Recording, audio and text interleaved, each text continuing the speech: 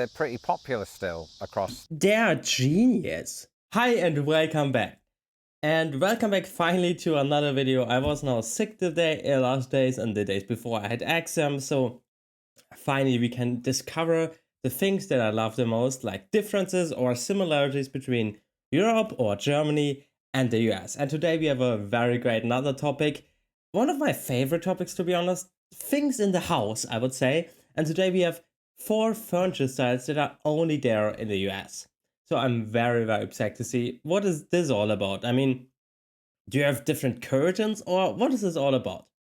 And yeah, but before we do that, please make sure to hit a like and subscribe. That would help me so much. Thank you so much. And let's get right into it. Hello, I'm Lawrence and I'm on a quest to uncover all of the memos that Britain and America lost in the pond, and one of those memos pertains to furniture. Yes, furniture. Specifically, furniture that I only encountered after moving to the United States. And you might be thinking to yourself, Lawrence, are there lots of differences between British and American furniture? And the answer to that is no. Both countries have tables, sofas, rocking chairs, little footstools. What are rocking chairs? And the truth is, in order to produce this video today and give you a listicle worth your time, I had to dig very deep into my memory banks, which have been forged over 16 years of living in America. And the more research that I did for this video, the more I discovered that not only were these pieces of furniture often invented in the United States, but have gained a following in Britain since I left. We're going to talk about that, but while watching this video, keep in mind this is my experience and nobody can take that away from me. Shut up, plane.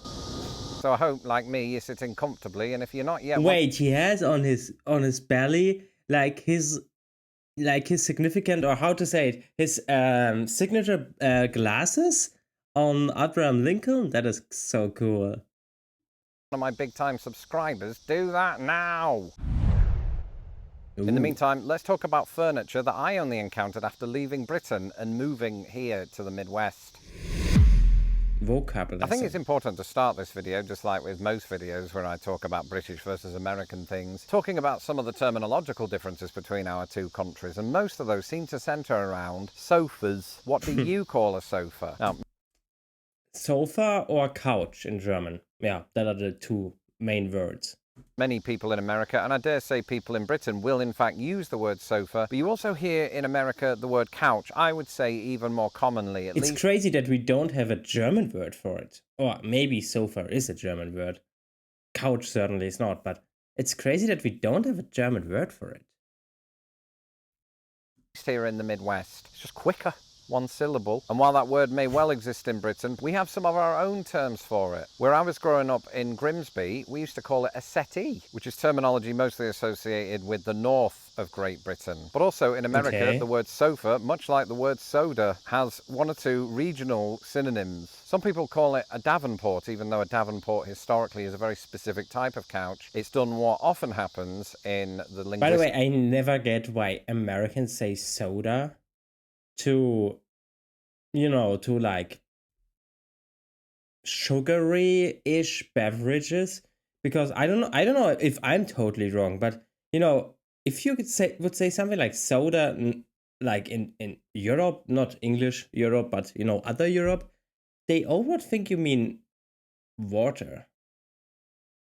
So I'm always like, why do they have so many different sodas? When I started learning English, I was always like, what do they mean that they have thousands different waters? And until I figured out that you mean basically like soft drinks and not like agua.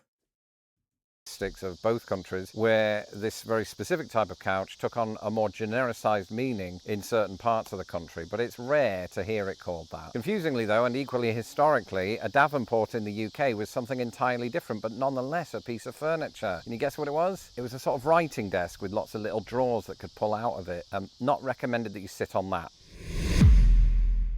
And so we get to our first piece of furniture, which in fact comes in the form of a bed, or I should say a type of bed frame known as a box spring. Now, there'll be some of my British viewers going, we have that in Britain. Yeah, I've learned that in Europe as well. But yeah, we have that in Germany. Somebody who grew up with slats, inside his bed. Everywhere I lived, I think, I can anecdotally confirm the kind of statistic that suggests that box spring beds are significantly less prominent in Britain than they are in the United States, where they were invented. There's another plane. But the box spring bed is as American as apple pie, even though that was really? invented It's in American. England. And actually, it has a little known connection to the California gold rush of the mid-19th century. You see, there was this bloke called Tyler Howe, and he was a ship guy, and he was just sort of sailing around South America, as you do, and I don't know, he must have looked at Instagram or something, because he got wind of this gold rush happening in California, and so he actually sailed up toward California, much like all of the prospectors, except it didn't really work out for him. He found no gold, so he headed back to his home state of Massachusetts with very little money and a bad temper. But that bad temper was made even worse, I think, by the fact that on his journey in this ship, the bed frames, which apparently were just sort of wooden planks nailed to the bed frame, would be really hard to sleep on. I mean, even with a mattress, because whenever the ship had any kind of in-flight turbulence, or the equivalent of it, but at sea, the movement of that foundation would transfer to the human on the bed, and it would be horrible, and they'd get sick. And so he said to himself, Tyler, how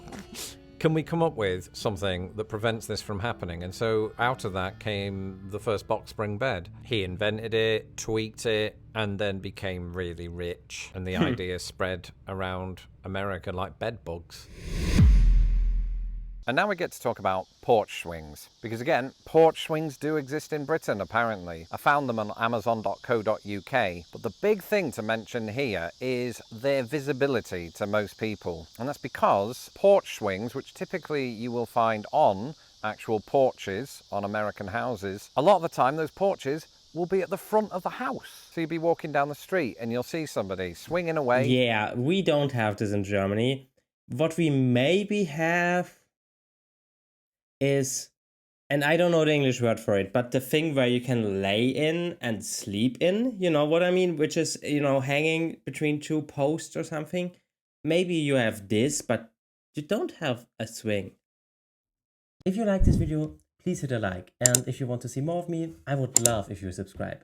Thank you so much for that. Drinking a beer, accidents do happen, and that is not a visual that you'll see in the UK. Don't get me wrong, we drink plenty of beer, but we don't typically have porches on the front of our houses. The porches are usually reserved for the back garden. Also, I would add that not many back gardens are going to have them. I don't think, and this is just observational, this is my lived experience, I don't think porch swings are as popular in Britain as they are here. Number one, we don't have the weather for them commonly enough. And number two, given that we live in little miniature boxes, it could be possible that we just don't have the space for them. I was being sarcastic about the boxes. All that said, I have to give Britain its due. It might not have been as replete with porch swings as America is, but it can make the claim to have invented the modern swing, as in the thing that kids play on and sometimes fall off. This is attributed, in fact, to one British person in particular by the name of Charles Wicksteed, possibly the most English-sounding name ever. And he was in the news in the last 10 years because some people with a stake in the preservation of the history of the modern-day swing uncovered one of his prototypes, which they'd previously identified in a photo from the 20s, that's the 1920s. And this swing set is said to be the oldest in the UK, if not the world. So to my British followers, and perhaps even more so to my American followers, the next time you find yourself pushing your niece in one of these things, or indeed pushing her out the way so that you can use it, as happened to me on many an occasion, spare a thought for Mr. Charles Wicksteed, who ultimately made this possible. I doubt he envisaged people using it while under the influence, but what can I say? I'm a trailblazer. And given my heralded status as a YouTube sensation, you could be forgiven for thinking that I do all of my editing okay. from a hammock while sipping margaritas. But while that might be good for Instagram vines... Such a thing, yeah, such a thing. But maybe less beachy, more, less, like, that there are not that big holes in it. It's not so good for my posture, which is why I'm working with today's sponsor, FlexiSpot. From what I'm about to say, you might think that I have a bed fixation, and I do, but I also have a fixation with hiding places, and that's where Murphy beds come in. Sadly, I don't have a Murphy bed in my house to show you, but I have been to a few people's houses that do have them. And Murphy beds are those things, you may have seen them in films like Who Framed Roger Rabbit, that just fold out of the wall, and they're quite useful, I suppose, when you don't have a lot of space. They are so cool. And even though I thought that these were probably just something that were confined to the early 20th century, apparently they're pretty popular still across. They are genius. they're genius in many reasons. For a student like me that works from his home and that studies from his home basically, if you are having, I always need to cover my bed because maybe I get back pain and here's not much in there. So if I can't sit on my desk anymore, I will lay in my bed and try to learn there, but you get immediately tired. So it is absolutely incredible if you can just flip your bed away. If you will never be tempted to go anywhere near it or get tired or anything. It's absolutely legendary. Also, way easier to clean. Way easier, right? Just, vacuum over it. Perfect. Absolutely perfect. The United States, to the extent that they saw a resurgence during the pandemic because people were obviously at home a lot and they just wanted more space in their tiny apartment. And believe it or not, I read into this online, the same thing happened in Britain. And I, for one, am a big fan of that, and I bet the same is true of their inventor. But when the Murphy bed was invented, it wasn't just about prioritising space. It was about what that space was suggestive of. And in fact, the word suggestive is quite a useful one here. It has its roots in the sex life of a San Francisco man from 1900. And that man was named William Lawrence Murphy, no relation, because Lawrence was his middle name and spelled with a W. But this is according to the Smithsonian, who said that Murphy invented the Murphy bed when he was falling for a young opera singer. We've all done it. And courting customs at that time would not permit a lady to enter a gentleman's bedroom, so his invention allowed him to stow his bed in his closet, transforming his one-room apartment from a bedroom into a parlour. And I don't know about you, but coming from Britain, where the word parlour was perhaps a bit less prevalent within our parlance, try saying that after 4 whiskies, parlour to me already has connotations of rompy-pompy. Now, just a few years later, of course, San Francisco suffered a I have never heard parlour, but rumpy pump is a very nice description. Devastating earthquake. I hope Mr. Murphy wasn't in bed at the time, because I'm just picturing the poor chap, and maybe the opera singer, enveloped vertically by the mattress, which I suppose would be quite useful in an earthquake. And finally, the suspense has been building to this, my chairs, but not just any chairs. These are Adirondack chairs. And anybody who's walked around my neighborhood in the last 2 months will have seen about 100 of these, because people like to put them in their yards, sometimes in their front yards. Even if they don't have a porch, they'll just stick them on that front piece of grass. I'm a little bit more reserved than that, and I've got them here in the backyard. But people who follow me on social media will know that I consider this to be among the 50 greatest American inventions of all time. And that's because I'm lazy. And there are 2 major reasons for that. Firstly, the armrests. They're massive. Look at this. I don't want my arms just sliding off the side, which happens with a lot of armchairs. But the other major thing is the seat itself is actually at a backward angle. So it's very hard to get out of unless you have long legs like I do. And I think that's part of it. Could that be not... I mean, he's probably now around 50 or something. So in 20 years, this could be like really bad, maybe, if you can't get out of it. But right now it's probably perfect. But in 20 years, maybe that's not a good thing. Its charm, because it's kind of like when I'm sitting in the living room with the cat on me. The cat gives me an excuse to not get up for 3 hours. And I feel like these chairs sort of do the same thing. And my wife understands that, so she'll tell me, Lawrence, don't worry about mowing the lawn today, even though it looks horrendous. Kick back, enjoy yourself. What? No, I was just doing an impression of you. I don't need to tell you what I said, and also don't watch the video. No, I'm pronouncing the name of Adirondack Chairs as if I've been saying it my whole life, but actually, when I first heard of the word, I went through about 12 different permutations in my head, starting with iron. Wait, why does everybody has these red glasses now? I went through about 12 different permutations in my head, starting with Adirondack chair and Adirondack chair, and just, in the end, I just had to hear it for myself and typed it into YouTube, only to discover that Adirondack is also a mountain range in upstate New York, and it's after that mountain range that the chair is named. But doing the research for this video, a coincidence doesn't look very mountain-ish to me, somehow.